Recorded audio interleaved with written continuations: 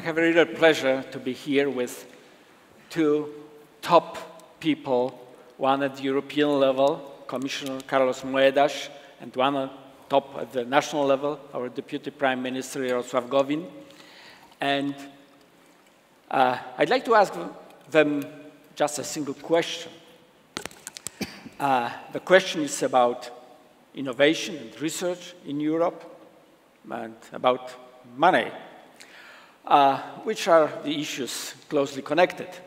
So the question is, what are the main challenges for European and global innovation and research for the nearest future, having in mind the need to shape the future framework for public financing of R&D after 2020? So, Commissioner. So I'm back. Sorry. I think there's one major challenge, is that, you know, there's very few places in Europe where you have a deputy prime minister that is with responsibility for science and innovation. And that makes that you see very few places where people put science and innovation at the top of the agenda.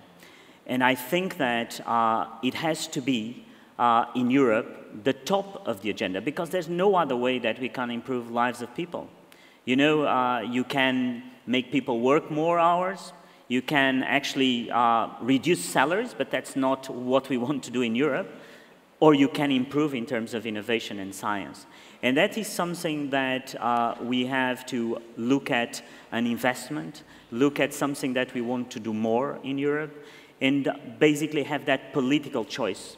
And I know it's hard to have as a political choice in most countries, because you have to do choices in between different expenditures and investments, and innovation and science sometimes stays a little bit out of the radar. And so I think that my job is to go and preach around Europe of the importance of that. Why?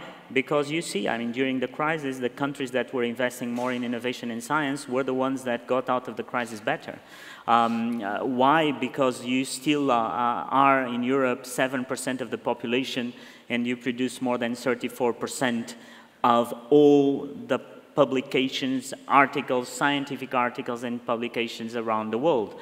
And for the first time in the last couple of years, we have surpassed all of other countries in the world as European Union to be on the top of the highly cited publications all over. So we are really the beacon of science. That's why people want to work with us. That's why people want to come to us. And so I'm just part of my job is that. But I think it's not easy as it looks, because we have to be around. And so I'm very happy to be here with the Deputy Prime Minister that is a man that really cares about science and innovation. So. Yeah, thank you. Our Prime Minister.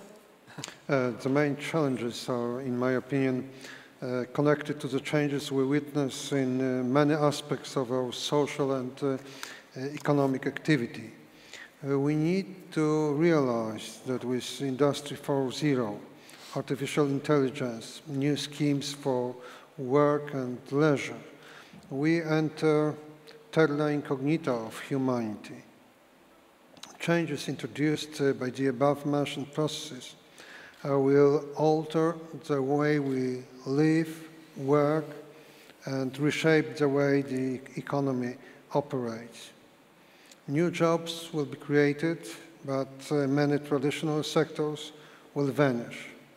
There is a question if the phrase "our society" means the same in the next decades. That will cause serious problems for societies and create challenges for public policy on various levels. Science and innovation is the only way to support society in this journey towards terra incognita. Without clear, evidence-based explanations and recommendations, it will be difficult to understand processes that are taking place and changes they produce. And it will be impossible to find the right way of dealing with those changes. This creates serious challenges for politicians who shape the legal and financial framework supporting researchers and entrepreneurs.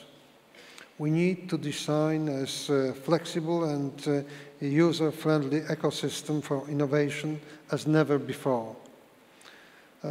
Global competition for brains and high-value job places means that we have no time to waste. Therefore, the next financial perspective of the European Union will be of such importance. Only by coherent actions taken on the level of European Commission, but at the same time at the level of member states, we will be able to deal with the task of designing such a flexible and user-friendly ecosystem. And those actions need not only to be coherent, they need to be bold as well. Basing only on well-known solutions, we will not move forward fast enough.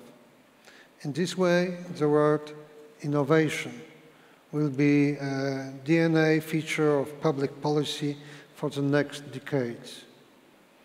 Therefore, it is of crucial importance that politicians prepare ambitious instruments like European Innovation Council, the idea of Mr. Commissioner, but at the same time as, for example, reform plans we introduce right now in Poland.